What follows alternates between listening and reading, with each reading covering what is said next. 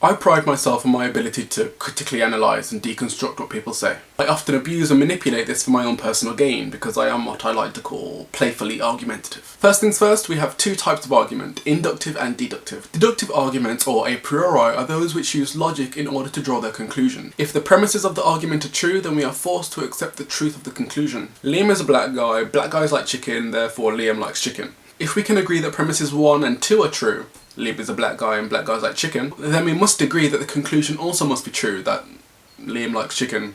Any of these premises aren't true, then the argument fails. Inductive arguments, or a posteriori, find their basis in the perception of our world. They use probability to draw their conclusion, so, unlike deductive arguments, they can never give us certainty, only strong probability. If somebody tries to argue a point from an inductive point of view, just tell them that their argument will be strong, but it's not necessarily going to be true. This leads us on to ex post facto. If we look at a deck of cards, we know that each card has a 1 in 52 chance of being pulled from a full deck. Drawing the ace of spades holds just as much probability as drawing the 2 of diamonds. In these cases, we would attribute the drawing of any one card down to coincidence. The fallacy of ex post facto statistics occurs when somebody argues that because the probability of an event is so low that if it happens, there must be some kind of divine, supernatural or cosmic agent causing it to happen. How lucky are we that our planet has the conditions to sustain life, water to drink, atmosphere to breathe, and a temperate climate? It must be more than just coincidence. With the cosmic deck of cards that is our universe, the probability of any one event happening is minuscule, so regardless of the outcome, it will still be equally as unlikely. This one works well for people who believe that events are influenced by unexplainable external forces. Extensional pruning. The meaning of words are dictated by their use and association, so as long as both people understand the context in which the word is being used, then communication will be successful. This fallacy is committed when someone says one thing in a bid to mislead from the get-go. I said I'd buy you a drink.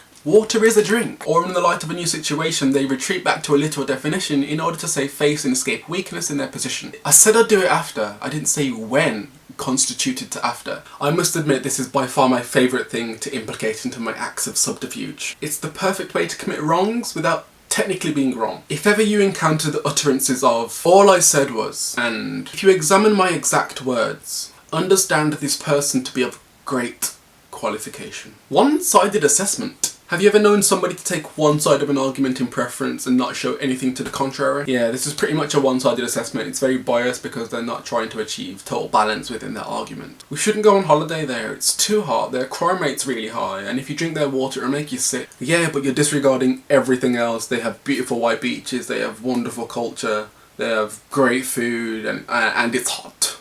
Hot, like, how is that a downside? It's hot. Hasty generalization. This is when somebody draws a conclusion on the whole, based only on a few cases. They make a sweeping generalization on the basis of inadequate evidence. I think this one is best implicated by people of racist, prejudice, or discriminatory dispositions. We've all seen it, heard it on the internet, TV or otherwise. People arguing that because extremist groups claim that their actions are religious, that Islam as a whole must be insidious. Not only is this an abhorrent and disgusting justification for the hatred and loathing of groups of people, it's just not philosophically sound. Ambiguity. If the person with whom you're arguing uses any abstract concepts for the basis of, or to aid their argument, simply just state that it's too vague. Love, justice, morality, beauty, there are just no quantifiable measures for these things. We can't truly distinguish where love starts or what constitutes an injustice, so if a word has no distinct meaning, then it has no place at the forefront of an argument. If all else fails, we'll just pull out the big guns.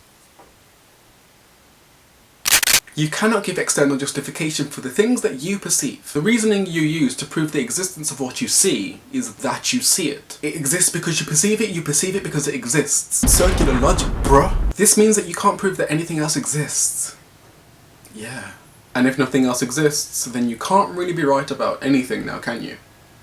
Hanonle, Melonin.